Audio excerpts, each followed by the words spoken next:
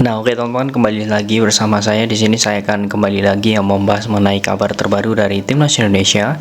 Oke, di sini mungkin banyak sekali ya yang belum tahu mengenai training center dan juga beberapa informasi mengenai Timnas Indonesia U23. Nah, di sini saya mendapatkan kabar mengejutkan teman-teman ya. Kita ketahui bahwa di tanggal 5, kemudian di tanggal 6 ini, kemudian besok hingga tanggal 14 Indonesia akan menghadapi laga ya. Saat ini latihan, kemudian laga melawan Palestina di tanggal 14. Namun di sini ternyata teman-teman dari pemerintah Kota Surabaya ternyata akan mengadakan agenda yakni konvoi untuk Timnas U23. Nah, ini memang menjadi sesuatu yang baru ya menurut saya, karena sebenarnya untuk event SEA Games ini sudah selesai dan seharusnya Timnas Indonesia U23 dan juga pemain Timnas senior ini harus fokus ke ajang selanjutnya. Nah, kita akan membongkar sebenarnya apa maksud dari Pemkot Surabaya ini mengatakan bahwa akan mengadakan konvoi ini. Nah, memang ini akan menjadi hal yang sangat serius ya memang jika tidak diselesaikan. Karena apa? Ini akan menjadi PR besar bagi PSSI, apalagi memang ini akan mendekati FIFA Matchday. Oke, di sini saya akan langsung saja membahas sebenarnya alasan dari Pemkot Surabaya ini mengadakan konvoi.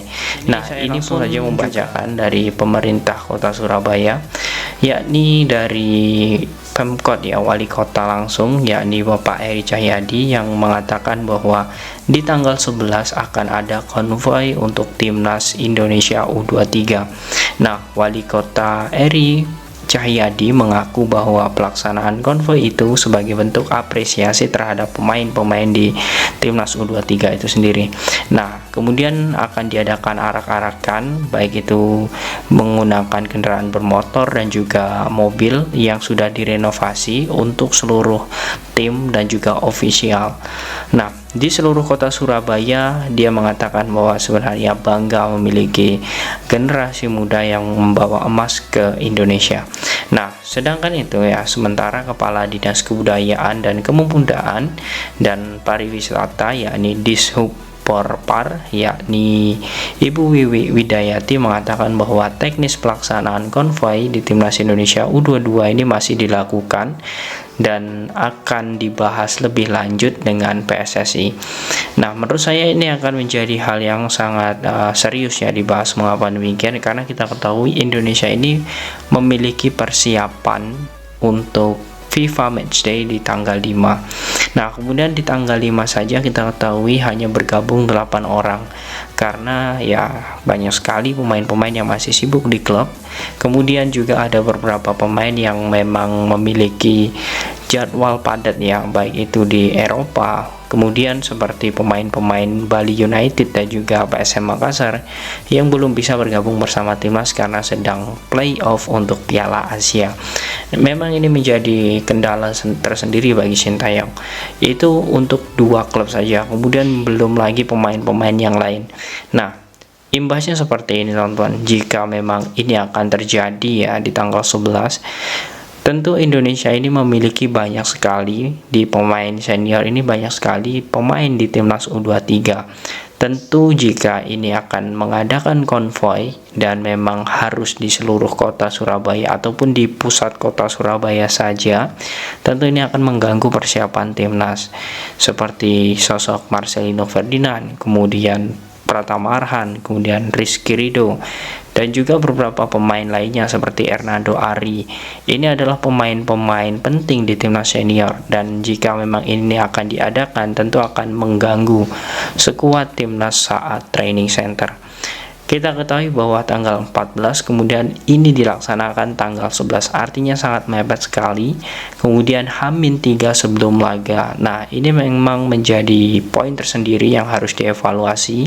Apakah nanti PSSI akan mengizinkan dari Pemkot Surabaya ini mengadakan konvoi tersebut atau tidak?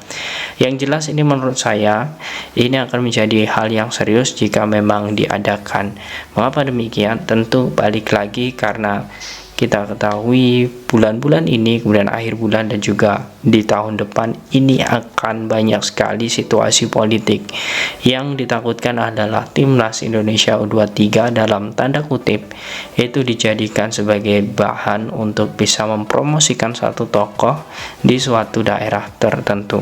Nah, ini yang sangat ditakutkan. Jadi menurut saya, mungkin juga untuk pecinta sepak bola yang lain juga sepakat bahwa sebenarnya kita sudahi event dari SEA Games dan kita sudah merayakan euforia dari SEA Games. Bahkan ya kita ketahui banyak pemain-pemain timnas juga sudah mendapatkan bonus dari pemerintah daerah masing-masing, kemudian dari pemerintah pusat, Kemenpora, PSSI dan sebagainya. Dan kita ketahui bahwa juara SEA Games ini adalah sebagian kecil dari piala yang diterima Indonesia, karena apa, kita masih harus fokus ke piala-piala selanjutnya. Ya wajar saja euforia itu masih ada sampai saat ini, karena 32 tahun teman-teman kita baru bisa menjuarai SEA Games. Namun yang jelas ini akan menjadi hal yang serius jika memang mengganggu persiapan timnas Indonesia di FIFA Matchday.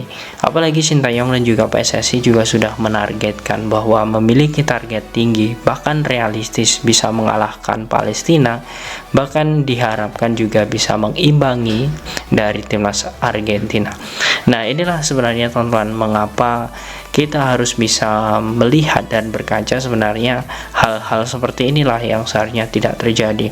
Namun di sini saya akan mengutip dari salah satu perwakilan dari Pemkot Surabaya bahwa jumlah personil, kemudian kegiatan acara, kemudian beberapa agenda meeting itu masih akan dibahas oleh pihak Pemkot Surabaya dan juga PSSI. Harapan saya di sini sebagai induk sepak bola nasional terbesar yakni PSSI itu jangan dulu mengizinkan. Mengapa demikian? Ya kembali lagi ke tadi, karena persiapan sangat mepet, kemudian timnas Indonesia harus fokus dan diharapkan tidak ada hal-hal yang memang mengganggu persiapan timnas di FIFA Matchday. Nah, kemudian teman-teman setelah ini tentu kita harus melihat lagi bahwa, nah kita ketahui bahwa sebenarnya Indonesia ini kita memiliki banyak sekali pemain-pemain muda ya yang memang memiliki potensi besar. Jangan sampai dengan adanya hal seperti ini akan mengganggu bagaimana fokus mereka untuk bermain bola. Karena apa, lagi-lagi faktor sindrom star atau dia merasa menjadi bintang itu ada karena adanya hal-hal tersebut, seperti terlalu tinggi euforia, kemudian terlalu banyak yang memuji dan sebagainya. Itu malah akan membuat pemain-pemain gagal fokus sehingga dirinya lebih ingin sindrom star. Inilah yang sebenarnya diantisipasi oleh Coach Sintayong. Jadi jangan sampai dengan adanya hal tersebut itu akan mengganggu dari prestasi kemudian perkembangan si pemain. Nah, bagaimana teman-teman menurut kalian tentang potensi dari timnas Indonesia saat melawan Palestina dan juga Argentina? Apakah jika hal ini terjadi akan mengganggu persiapan timnas Indonesia? Silahkan kalian tulis di kolom komentar.